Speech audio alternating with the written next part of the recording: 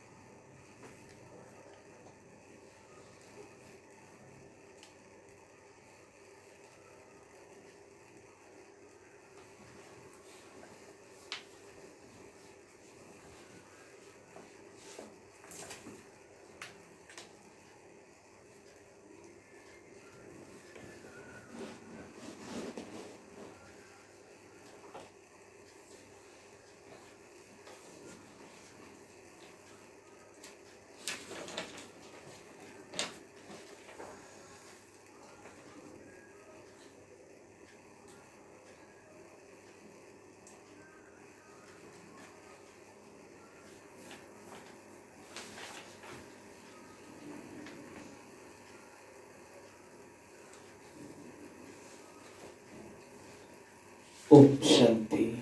ओम शांति। ओम शांति।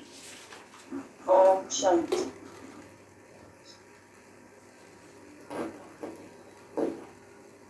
आज सतगुरुवार और मीठे प्यारे प्यारे सतगुरु के साकार महावाक्य है, मीठे बच्चे ये तुम्हारा जीवन, ये तुम्हारा जीवन बहुत बहुत अमूल्य है।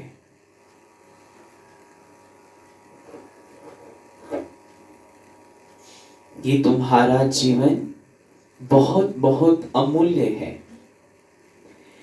क्योंकि तुम श्रीमत पर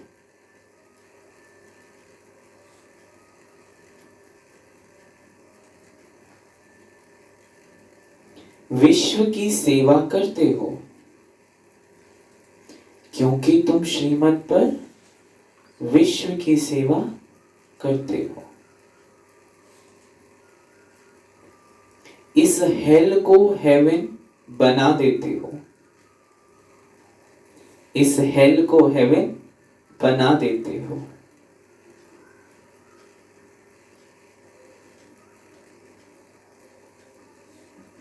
तो ये जीवन बहुत बहुत क्या है, वैल्यूबल है। क्यों है? क्योंकि श्रीमत पर विश्व की सेवा करते हो, हेल को हेवन बना देते हैं। आज का प्रश्न है, खुशी गायब होने का कारण तथा उसका निवारण क्या है? खुशी गायब होने का कारण तथा उसका निवारण क्या है?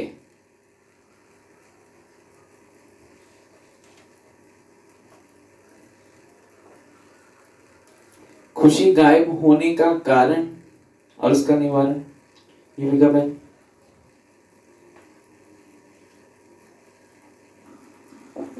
जब हम परमात्मा को भूल जाते हैं तो खुशी गायब हो जाती है, और दोबारा जब परमात्मा को याद करते हैं तो खुशी दोबारा आ जाती है, मिल जाती है। निवारण यही है, प्रभु को हर वक्त याद करना।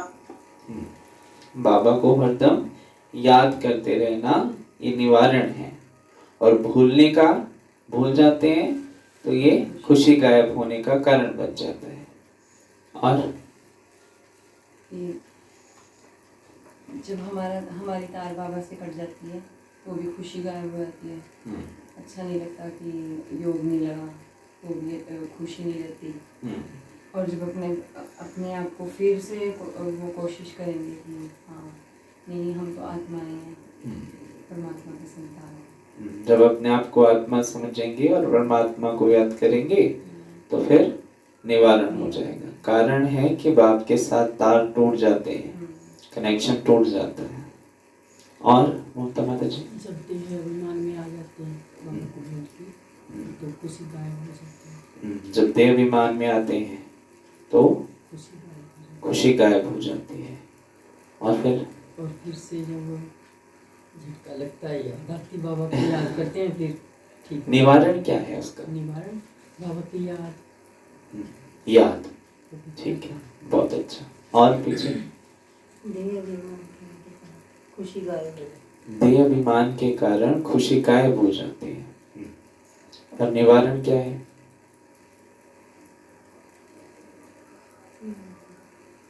जब किसी को कोई उपाय है, किसी को बाबा कहते हैं श्रीमत के अनुसार चलो तो अपना अपनी नाम मिल जाएगा। अभी पूछेंगे, नाम आएगा आपका सभी का। जब किसी पर हाँ जी, निवारण, उसका निवारण क्या है? कारण तो बता दिया, निवारण क्या है? उसको ठीक कैसे कर सकते हैं? देही अभिमानी बनने से। और परमिंदर बहन जी, जब अपने आप को आत्मा समझेंगे और बाबा की याद में रहेंगे। खुशी गायब होने का कारण बताओ पहले। कारण क्या है खुशी गायब होने का?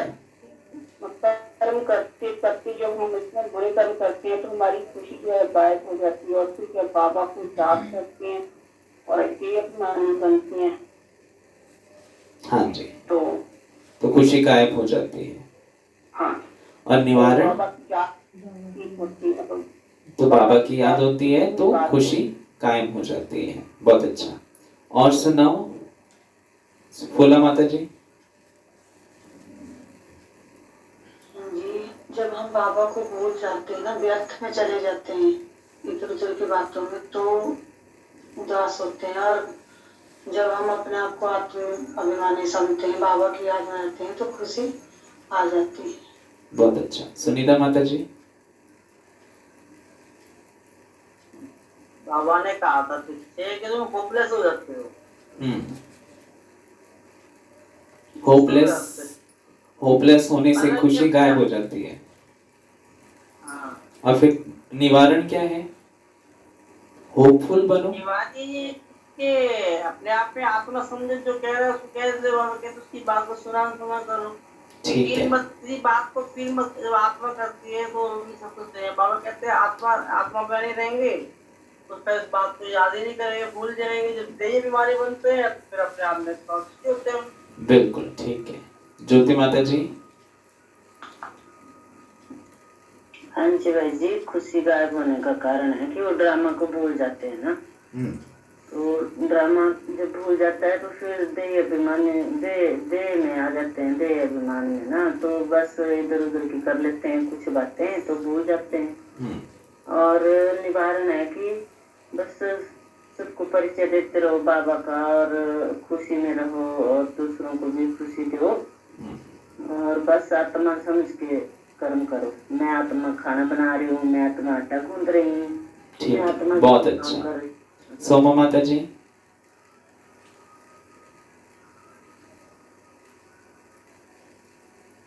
जब कोई शक होता है तो खुशी गायब हो जाती है। बाबा शक होता है तो खुशी गायब हो जाती है। निवारण? बाबा को भूल जाते तो निवारण उसको सही कैसे कर सकते हैं? देह अभिमानी में आने से। हाँ, देही अभिमानी रहने से फिर खुशी कायम हो जाती है। ओके। तो बाबा ने उत्तर दिया, आप सभी ने भी बहुत अच्छा उत्तर दिया, यथार्थ दिया। खुशी गायब होती है, पहला पॉइंट।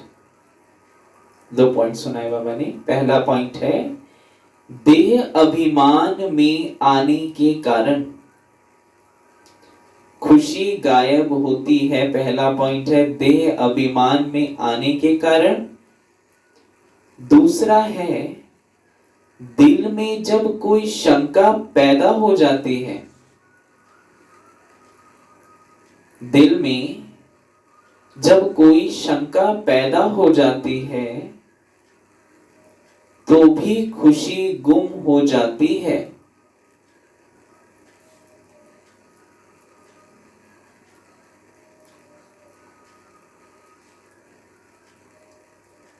इसलिए बाबा राय देते हैं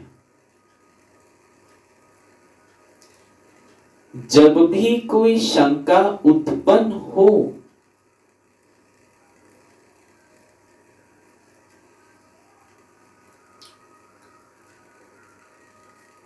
तो फौरन बाबा से पूछो।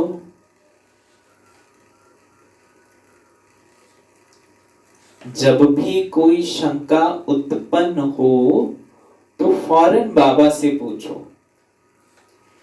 देही अभिमानी रहने का,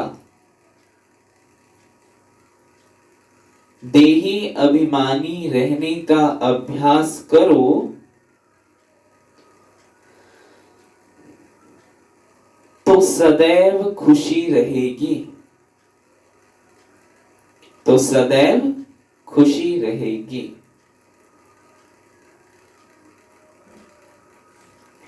ओम शांति। ओम शांति। बाबा। ऊंचते ऊंच भगवान और फिर भगवानुवाच बच्चों के आगे। मैं तुमको ऊंचते ऊंच बनाता हूं तो तुम बच्चों को कितनी खुशी होनी चाहिए। समझते भी हो बाबा हमको सारे विश्व का मालिक बनाते हैं। मनुष्य कहते हैं परम पिता परमात्मा ऊंचते ऊंच है। बाप खुद कहते हैं मैं तो विश्व का मालिक बनता नहीं हूं। बाबा तो हम बच्चों को बनाते हैं। तो बाबा ने कहा भगवानुवाच मुझे मनुष्य कहते हैं ऊंचते ऊंच भगवान और मैं कहता हूं कि मेरे बच्चे ऊंचते ऊंच है।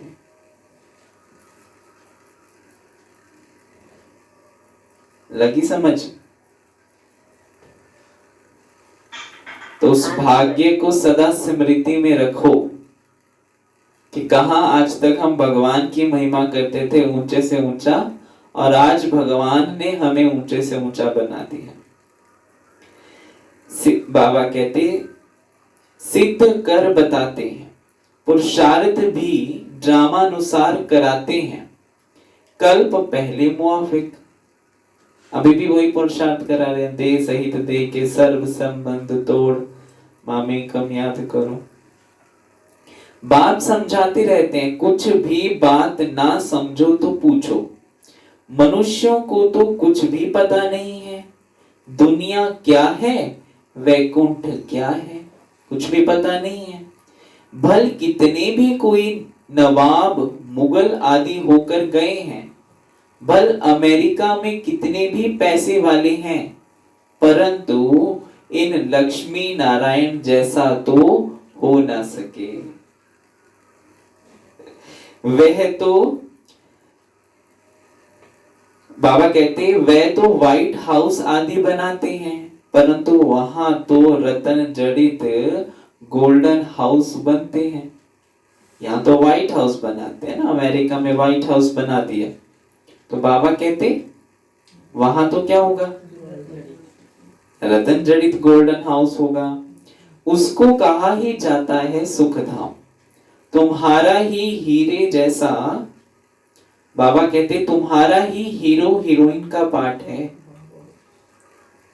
तुम डायमंड बनते हो। तुम्हारा हीरो हीरोइन का पार्ट है, तुम डायमंड बनते हो। गोल्डन एज थी, बाबा कहते गोल्डन एज थी, अब है, अब कौन सी एज है फूला माता जी? Iron age. बाबा कहते अभी है आयरन एज। बाप कहते हैं तुम कितने भाग्यशाली हो, भगवान खुद बैठ समझाते हैं, तो तुमको कितना खुश रहना चाहिए। तुम्हारी यह पढ़ाई है ही नई दुनिया के लिए। यह तुम्हारा जीवन बहुत अमूल्य है, क्योंकि तुम विश्व की सर्विस करते हो। बाप को बुलाते ही हैं कि आकर हेल को हेवन बनाओ। हेवनली गॉड फादर कहते हैं ना, बाप कहते हैं तुम हेवन में थे ना। बाप हमें याद दिला रहे हैं कि बच्चे मैंने तुम्हें हेवन ही दिया था, वो तो तुमने इसको गंदा कर दिया। अब हेल में हो, फिर हेवन में होंगे। हेल शुरू होता है तो फिर हेवन की बातें भूल जाती हैं। हेल कब शुरू होता है? द्वापर से डिग्रेडेशन आनी शुरू हो जाती है ना। तो बाबा कहते फिर हेवन की बातें भूल जाती हैं, फिर अपने स्वरूप को भी भूलना धीरे धीरे धीरे धीरे शुरू हो जाता है। यह तो फिर भी होगा, फिर भी तुमको गोल्डन एज में, आयरन एज में जरूर आना है। Golden age, silver age, copper age, iron age, ये सब में आना है हमें। तो बाबा कहते, बाबा बार बार बच्चों को कहते हैं दिल में कोई भी शंका हो जिससे खुशी नहीं रहती तो बताओ, है ना। देखो बाबा के सामने कोई ऐसी आत्मा होगी जिसकी खुशी गायब हो जाती होगी। अब बाबा ने उसको देख लिया, अब बाबा ने कहा कुछ भी हो जाए, कोई भी शंका हो, है ना, वो नहीं करना उसमें, है ना, मूंझना नहीं है उससे। क्या बात है बच्चे, क्यों उदास हो? हाँ, कोई प्रॉब्लम है, कोई, है ना, कोई नाराजगी है किसी बात की। बाप बैठ पढ़ाते हैं तो पढ़ना भी चाहिए ना। खुशी नहीं रहती है क्योंकि तुम देह अभिमान में आ जाते हो। बाबा ने जड़ भी बता दी। खुशी तो होनी चाहिए ना। बाप तो सिर्फ ब्रह्मांड का मालिक है, और हम ब्रह्मांड के भी बनते हैं तो विश्व के भी बनते हैं। तुम तो विश्व के भी मालिक बनते हो, तो कितनी खुशी रहनी चाहिए। भले बाप को क्रिएटर कहा जाता है, परंतु ऐसे नहीं कि प्रलय हो जाती है फिर नई दुनिया रचते हैं। नहीं, बाप कहते हैं मैं सिर्फ पुरानी को नया बनाता हूं। पुरानी दुनिया विनाश कराता हूं, तुमको नई दुनिया का मालिक बनाता हूं। मैं कुछ करता नहीं हूं, यह भी ड्रामा में नूंद है। पतित दुनिया में ही मुझे बुलाते हैं, पावन में तो याद भी नहीं करते, पतित में ही बुलाते हैं। पारसनाथ बनाता हूं, पत्थरनाथ से पारसनाथ बनाता हूं। तो बच्चे खुद पारसपुरी में आ जाते हैं। बच्चों को पारसनाथ बना देता हूं, अपने आप ही पारसपुरी में आ जाते हैं, वो ज्यादा मेहनत नहीं करनी पड़ती। वहां तो मुझे कभी बुलाते ही नहीं है। कभी बुलाते हो, बाबा कहते कभी बुलाते हो कि बाबा पारसपुरी में आकर थोड़ी विजिट तो लो, कभी बुलाते हो? याद ही नहीं रहता। इसलिए बाबा कहते बुलाते ही नहीं।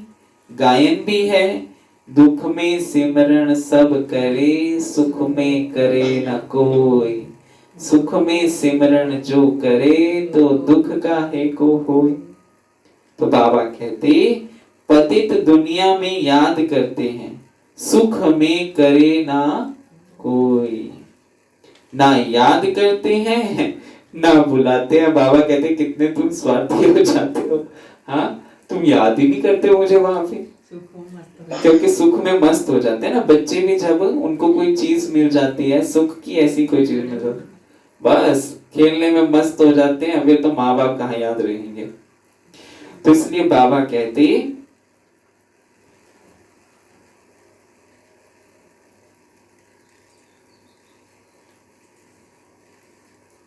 तो बाबा ने कहा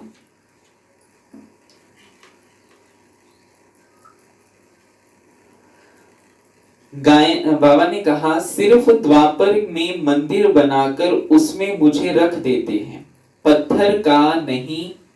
बाबा कहते पत्थर का नहीं तो हीरे का लिंग बनाकर रख देते हैं पूजा करने के लिए। कितनी वंडरफुल बातें हैं। अच्छी तरह से कान खोलकर सुनना चाहिए। कान भी प्योर करना चाहिए। मुरली का एक भी पॉइंट ऐसा ना हो जो कान से मिस हो जाए, क्योंकि कानों को भी शुद्ध करना है ना। बंदर है ना बापू जी के, कितने हैं हमारे बापू के बंदर? दो बस। वो तो बापू गांधी के 3 है ना, हमारे बापू के कितने हैं? 5 हैं। 3 तो है ही है, बुरा मत देखो, बुरा मत बोलो, बुरा मत सुनो। बाबा के क्या है? बुरा मत सोचो, बुरा मत करो। ठीक है, ये बाबा ने 2 बंदर और ऐड किए। तो इसलिए बाबा कहते कानों को भी प्योर करना है। Purity first. कहते हैं शेरनी का दूध सोने के बर्तन में ही ठहर सकता है, इसमें भी पवित्रता होगी तो धारणा होगी। बाप कहते हैं काम महाशत्रु है, इन पर विजय पानी है। तुम्हारा यह अंतिम जन्म है, यह भी तुम जानते हो। यह वही महाभारत लड़ाई है। कलप कलप जैसे विनाश हुआ है, हूबहू अब भी होगा ड्रामा अनुसार। ये बात बड़ी क्लियर अंडरलाइन, ड्रामा अनुसार होगा। जो ड्रामा में है वो हूबहू वैसे रिपीट होता रहता है। तुम बच्चों को स्वर्ग में फिर से अपने महल बनाने हैं, जैसे कल्प पहले बनाए थे। स्वर्ग को कहते ही हैं, क्या कहते हैं स्वर्ग को? हेवन कहते हैं। और हेवन कहते हैं, और पीछे स्वर्ग को कहते ही हैं, स्वर्ग को क्या कहते हैं? और हेवन। फूला माता जी,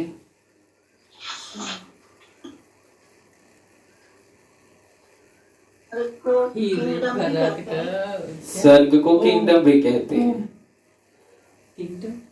और सुनीता माता जी, बाबा ने कहा नई दुनिया कहते हैं। नई दुनिया कहते हैं, कल भी याद किया बाबा ने। और परमिंदर बहन जी, जीवन मुक्ति धाम कहते हैं, सत्युग कहते हैं। जीवन मुक्ति धाम सत्युग कहते हैं। और विश्व के मालिक कहते हैं। हाँ जी। और अनीता बहन, हेवन हेवन कहते हैं। और सोमा माता जी, फूलों का बगीचा पैराडाइज।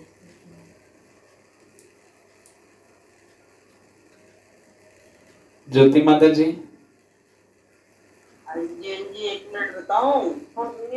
पैराडाइज और बाबा ने कहा स्वर्ग को कहते ही हैं। हाँ जी, garden of flower. Garden of flowers, बहुत अच्छा, सभी ने ठीक नाम दिए। स्वर्ग को कहते ही हैं, बाबा ने कहा पैराडाइज। पुराणों में से पैराडाइज अक्षर निकला है, पुराणों से पैराडाइज अक्षर निकला है। कहते हैं मान सरोवर में परियां रहती थी, उसमें कोई डुबका लगाए तो परी बन जाए। मानसरोवर की मान्यताएं हैं। वास्तव में है ज्ञान मान सरोवर, उसमें तुम क्या से क्या बन जाते हो। शोभनिक को परी कहते हैं, ऐसे नहीं पंखों वाली कोई परी होती है।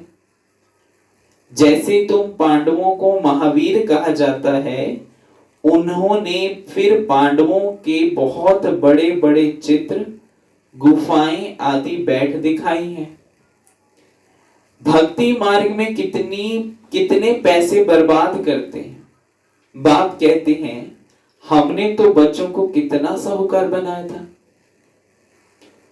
तुमने इतने सब पैसे कहां दिए? पूछ रहे बाबा, कहां दिए पैसे?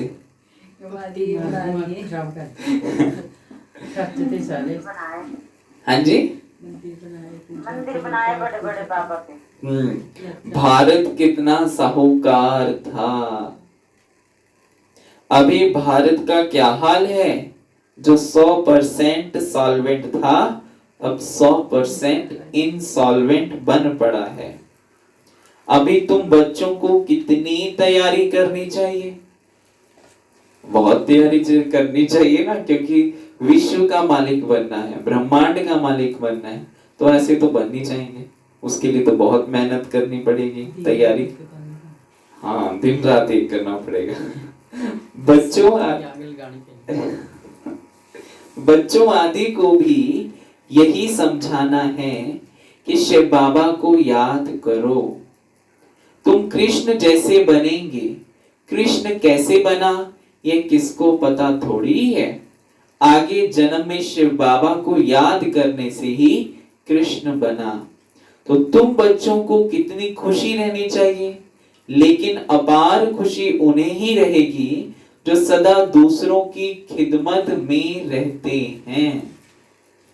कल बाबा ने याद किया था, तुम खिदमतगार हो। कौन से खिदमतगार हो?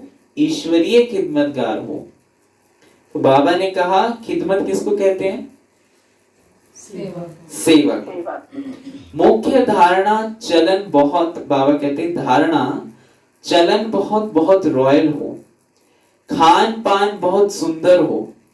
तुम बच्चों के पास जब कोई आते हैं तो उनकी हर प्रकार से दिल खिदमत करनी चाहिए, स्थूल भी तो सूक्ष्म भी। स्थूल भी खिदमत करनी है, सेवा करनी है, तो सूक्ष्म भी खिदमत करनी है।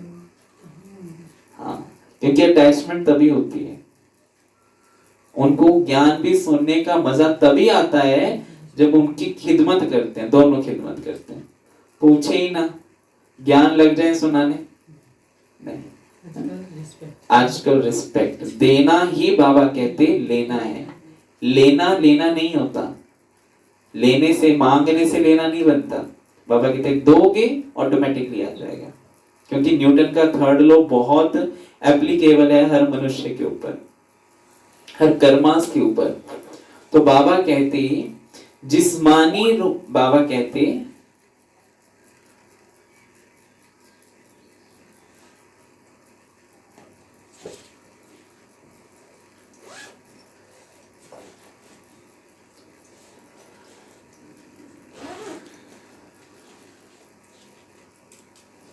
जिस्मानी रूहानी दोनों करने से बहुत खुशी होगी।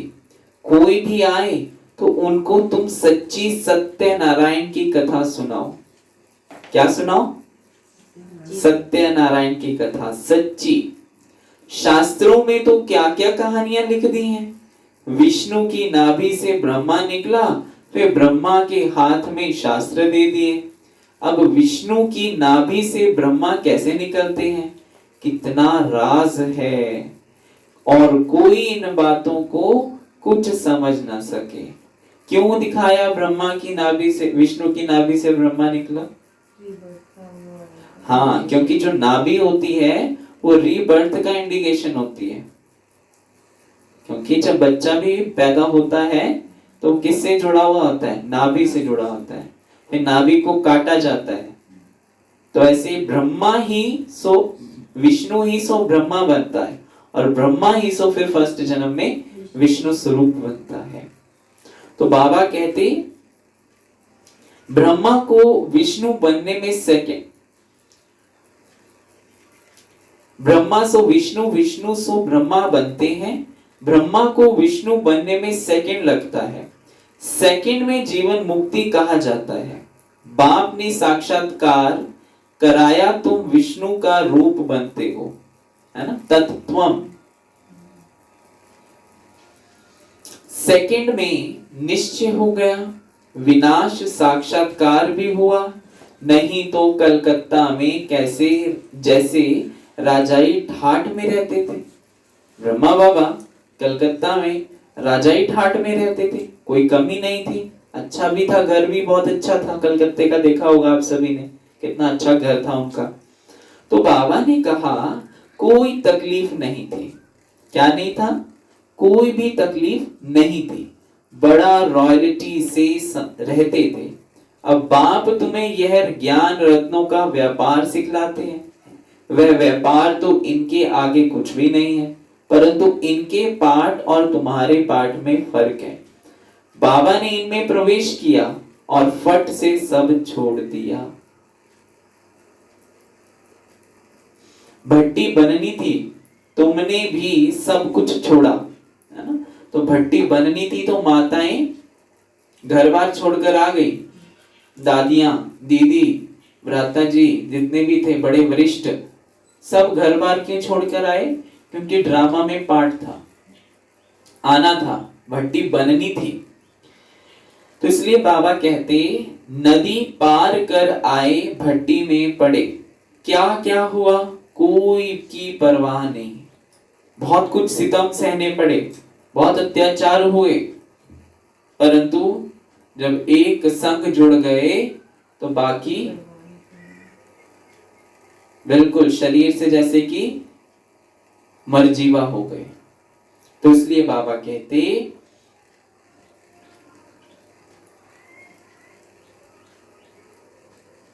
कहते हैं कृष्ण ने भगाया। क्यों भगाया? उन्हों को पटरानी बनाने। ये भट्टी भी बनी तुम बच्चों को स्वर्ग की महारानी बनाने के लिए। देखो कंट्रास्ट क्लियर हो रहा है ना भक्ति में।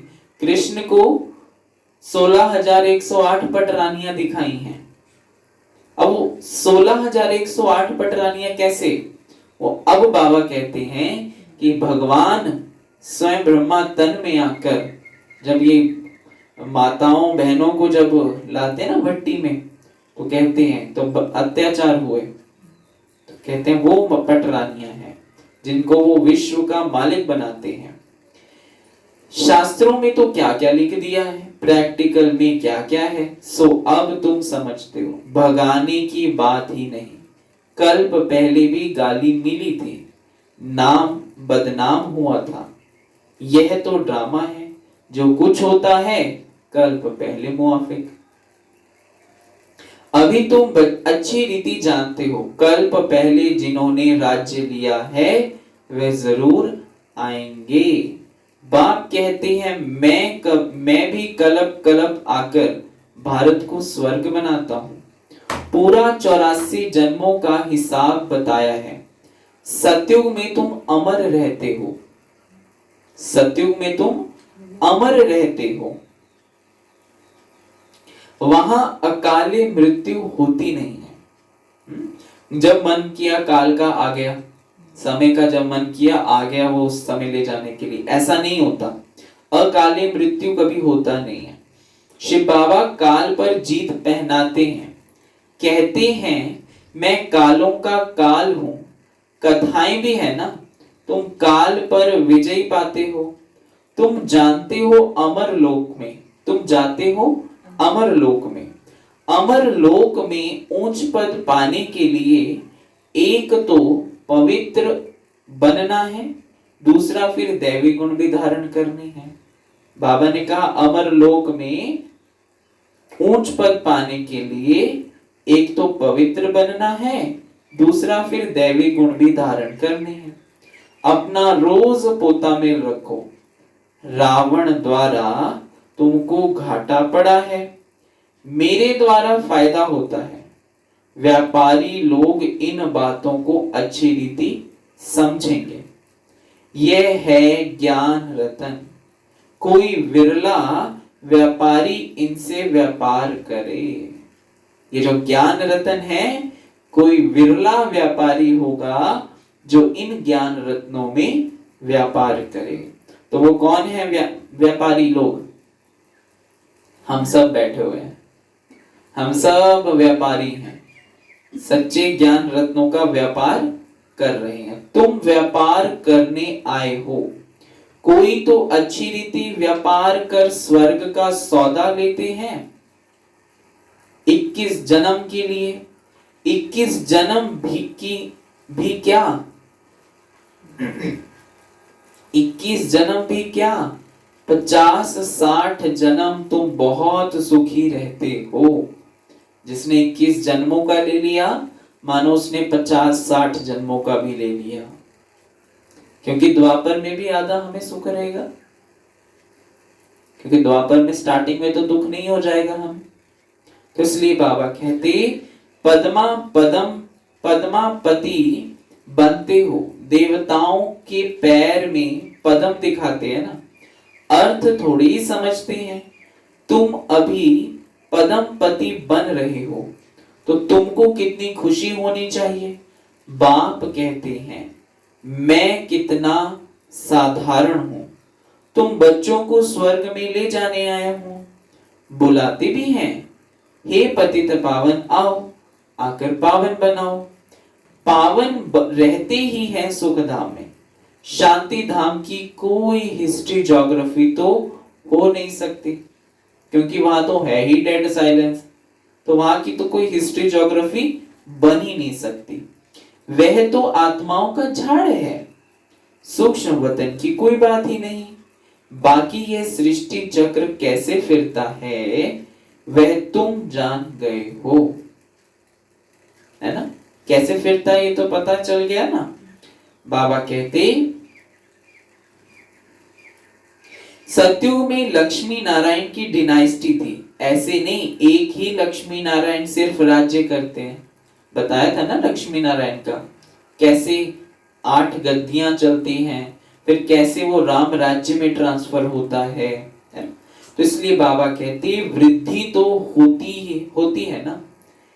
फिर द्वापर में वही पूज्य सो फिर पुजारी बनते हैं। मनुष्य फिर परमात्मा के लिए कह देते आपे ही पूज्य, जैसे परमात्मा के लिए सर्वव्यापी कह देते हैं इन बातों को तुम समझते हो। आधा कल्प तुम गाते आए हो ऊंच ते ऊंच भगवान, और अब भगवानुवाच ऊंच ते ऊंच बच्चे हैं। मिलेगा कभी ऐसा बाप? आज के क्या कहते हैं बाप, अच्छा तू मेरा भी बाप बन रहा है। बच्चों को क्या कहते हैं? अगर बच्चे समझाने लग जाए ना, बताओ हम तुमसे पैदा हुए या तुम हमसे पैदा हुए? हमें ज्ञान देने आए, चलो जाओ यहां से। हाँ, तो इसलिए बाबा कहते बाप तो हम तो कहते थे बाबा आप ऊंचो, पर बाबा क्या कह रहा है बच्चे तुम ऊंचो। तो ऐसे बाप की राय पर भी चलना चाहिए ना। कितना प्यार से ऐसे शिव बाबा को याद करना चाहिए, कितनी मीठी मीठी बातें करनी चाहिए उसके साथ, है ना। और संग जोड़ एक संग जोड़, और संग तोड़ एक संग जोड़ना है ना। बाकी सब कुछ बुद्धि से भूल जाओ, केवल एक राम को याद करो। शिव बाबा हनुमान का दृष्टांत दिखाया ना, कुछ भी हुआ लेकिन जय श्री राम बोलता रहा।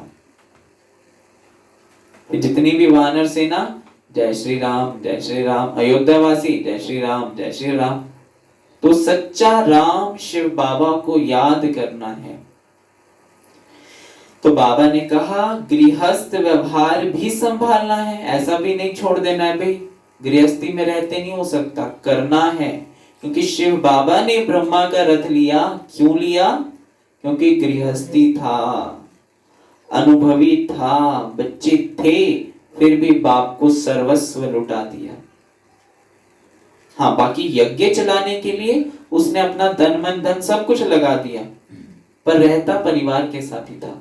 जब स्टार्टिंग में स्थापना हुई तो जब बहनों का जब समूह बना, तो जब हॉस्टल खोला, जैसे आप सभी ने बाबा की ऑटोबायोग्राफी में सुना, तो बाबा अपने परिवार के साथ रहता था, जसोदा माता के साथ, और बाकी मम्मा को इंचार्ज बनाया था वो कुमारियों के हॉस्टल का।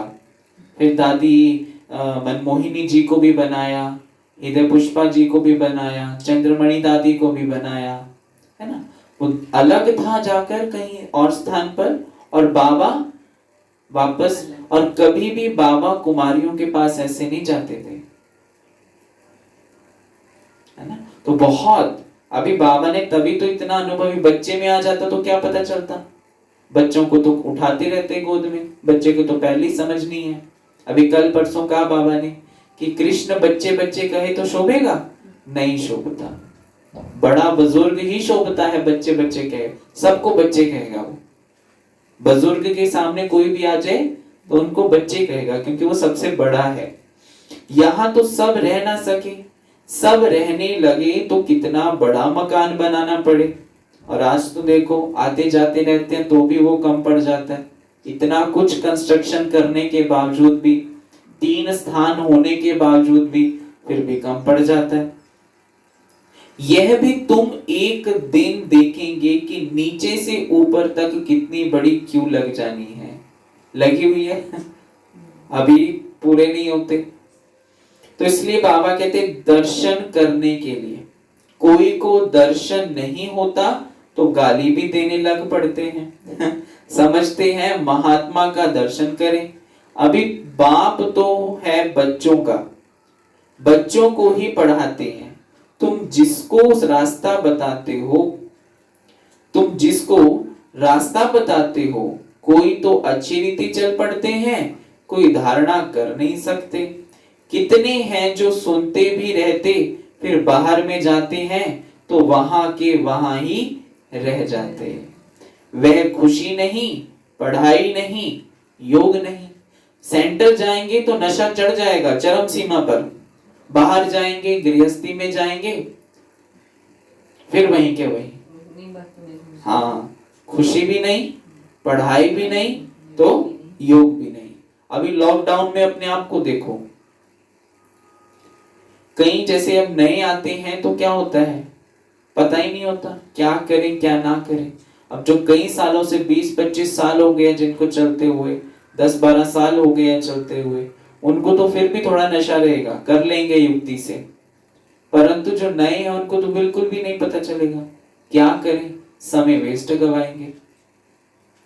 तो बाबा ने ये साधन कितने अच्छे अच्छे बनाए हुए हैं, कहां से कहां कनेक्ट कर देता है हमें। मधुबन में देखो रोज शाम को भट्टी चलती है, ओआरसी में देखो रोज भट्टी चलती है, सुबह भी चलती है तो शाम को भी चलती है, रोज कोई ना कोई सीरीज चलती रहती है ज्ञान के पॉइंट। हम पहले बहनों को बुलाते थे, बड़ी बड़ी बहनों को कि आकर भट्टी कराओ, आज देखो बड़ी बड़ी बहनों की भट्टियां चली हुई है, बुलाने की भी जरूरत नहीं है। तो बाबा ने ये टाइम दिया है योग का, पढ़ाई का और कमाई का और खुशी में रहने का। वो हमें देखना है कि हमें अपने समय को कितना सफल करना है, ठीक है। तो बाबा कितना समझाते हैं, चार्ट रखो, तो कितने रखते हैं चार्ट? परमिंदर बहन जी चार्ट रखते हो? डेली तो नहीं, पर फिर भी थोड़ा कभी कभी रखते हैं। हाँ, तो कभी कभी को सदा के लिए बना दो, क्योंकि जितना आप चार्ट रखेंगे उन्नति का आधार ही है स्वयं के सामने आईना रखकर देखना अपनी सूरत को।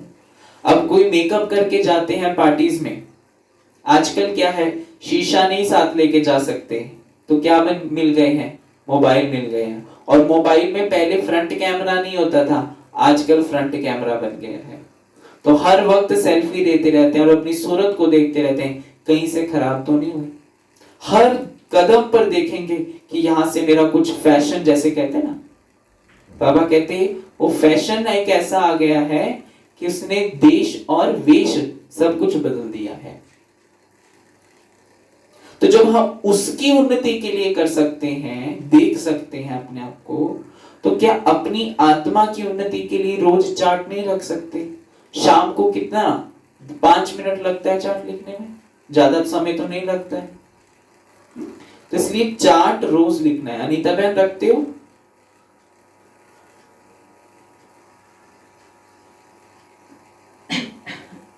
अनीता बहन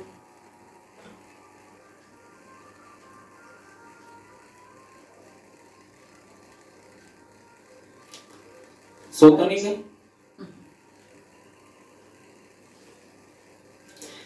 तो बाबा ने कहा नहीं तो बहुत पछताना पड़ेगा कि बाबा हमें श्रीमत देता था और हम यथार्थ रीति नहीं चले, फिर पछताना पड़ेगा। फिर तो क्या कहते हैं, गायन क्या करते हैं, अब पछताए होत क्या जब चिड़िया चुग गई खेत, जब विनाश ही आ गया तब क्या फायदा उसका।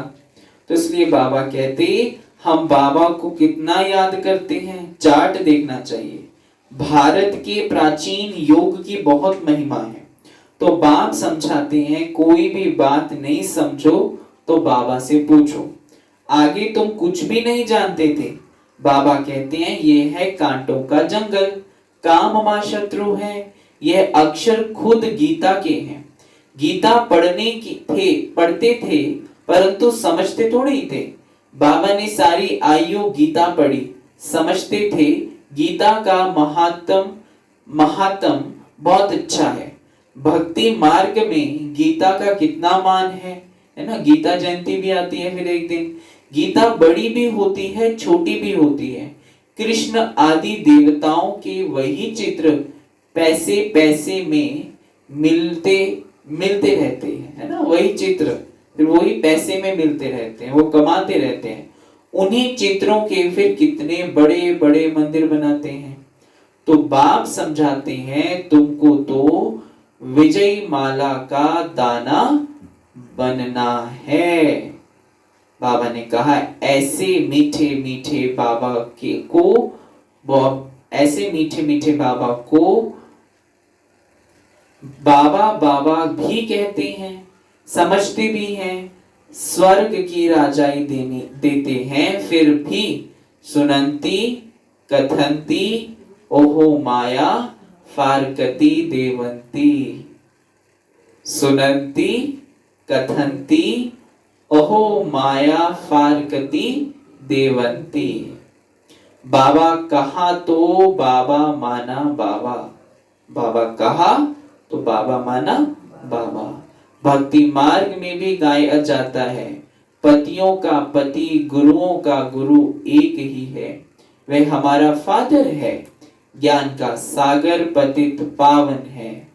तुम बच्चे कहते हो बाबा, हम कल्प कल्प आपसे वर्षा लेते आए हैं, कल्प कल्प मिलते हैं बाप। आप बेहद के बाप से हमको जरूर बेहद का वर्षा मिलेगा।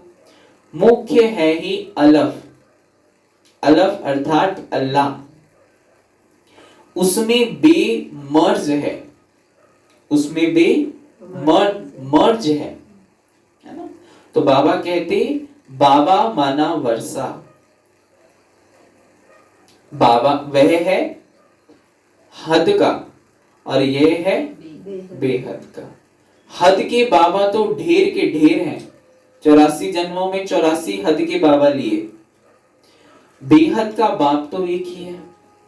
अच्छा, मीठे मीठे 5000 वर्ष बाद फिर से आकर मिलने वाले बच्चों प्रति बाप दादा का याद प्यार और गुड मॉर्निंग। आज बाबा ने सिकील दे बच्चे को डिफाइन किया कि सिकील दे कहा किसको जाता है। बाबा ने कहा मीठे मीठे 5000 वर्ष बाद फिर से आकर मिलने वाले बच्चों प्रति बाप दादा का याद प्यार और गुड मॉर्निंग। रूहानी बाप की रूहानी बच्चों को नमस्ते जी। हम रूहानी बच्चों की रूहानी बाप दादा को याद प्यार गुड मॉर्निंग और नमस्ते जी, नमस्ते जी, नमस्ते जी। मेरे बाबा, मीठे बाबा, प्यारे बाबा, शुक्रिया बाबा। धारणा के लिए मुख्य सार है, पहला पॉइंट है स्थूल सूक्ष्म खिदमत कर, स्थूल सूक्ष्म खिदमत कर अपार खुशी का अनुभव करना और कराना है। अपार खुशी का अनुभव करना और कराना है।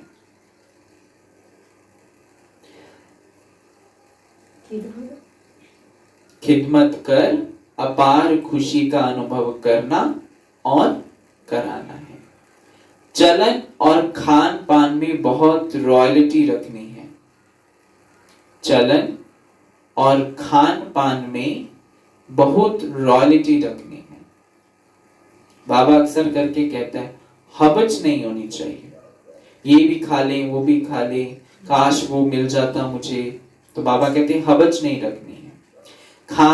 चलन और खान पान में बहुत रॉयल्टी रखनी है। दूसरा है अमर लोक में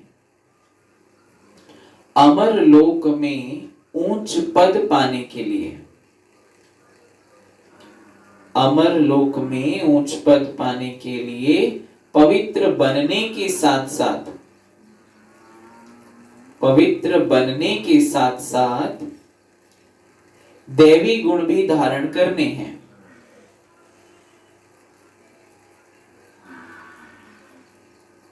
अपना पोता मेल देखना है, अपना पोता मेल देखना है कि हम बाबा को कितना याद करते हैं।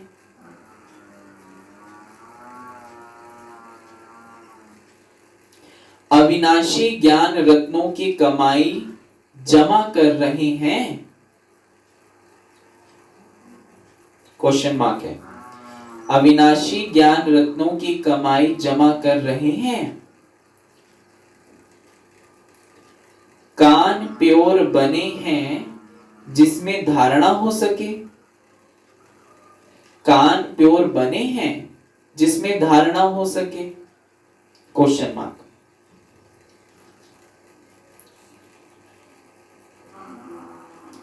वरदान है, माया के खेल को साक्षी होकर देखने वाले, माया के खेल को साक्षी होकर देखने वाले सदा निर्भय माया जीत भव,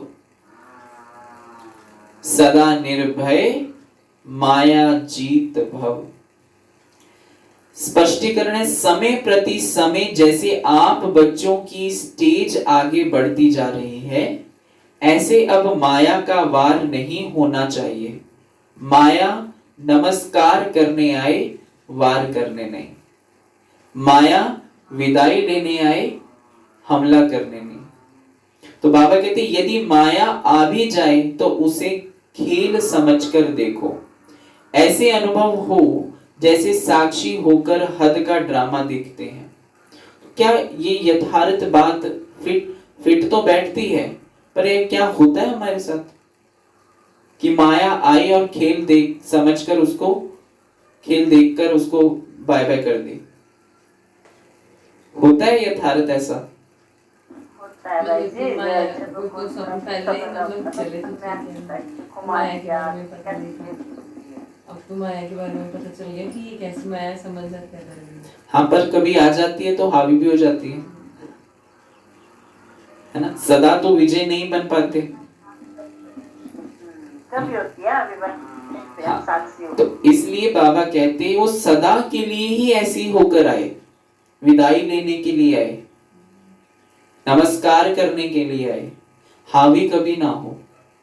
वो स्थिति बनानी है।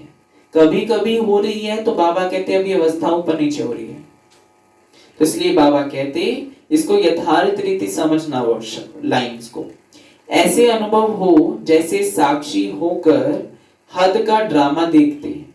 माया का, बाबा कहते माया का कैसा भी विकराल रूप हो, आप उसे खिलौना और खेल समझकर देखेंगे तो बहुत मजा आएगा। फिर उससे डरेंगे व घबराएंगे नहीं। जो बच्चे सदा खिलाड़ी बनकर साक्षी हो माया का खेल देखते हैं, वे सदा निर्भय। अनीता बहन माइक ऑफ करो।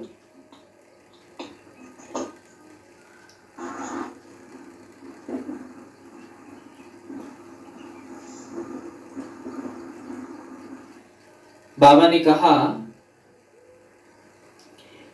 फिर आप उसे खिलौना और खेल समझकर देखेंगे तो बहुत मजा आएगा। फिर उससे डरेंगे व घबराएंगे नहीं। जो बच्चे सदा खिलाड़ी बनकर साक्षी हो माया का खेल देखते हैं, वे सदा निर्भय व माया जीत बन जाते हैं। माया से कभी घबराते नहीं है, भय में नहीं आते हैं, वो सदा निर्भय रहते हैं और मायाजीत बन जाते हैं। स्लोगन है, ऐसा स्नेह का सागर बनो, ऐसा स्नेह का सागर बनो जो क्रोध समीप भी ना आ सके। हाँ, जो क्रोध समीप भी ना आ सके, क्योंकि बाबा को पता है कि बच्चे क्रोध नहीं, वो काम विकार से तो फिर भी ठीक हो गए हैं, संभल गए हैं, पर ये क्रोध बहुत दुखी करता है। तो इसलिए बाबा कहते हैं ऐसा स्नेह का सागर बनो जो क्रोध समीप भी ना आ सके। ठीक है, बाबा ने बता दिया। हाँ, है ना? काम विकार के ऊपर तो फिर भी विजय पा ली है सबने, परंतु अब क्या करना है? क्रोध को खत्म करना है। क्रोध आया तो जैसे कि खुद भी जलते हैं और दूसरों को भी जलाते हैं। ठीक है, ओम शांति। चलो अभी बाबा की याद में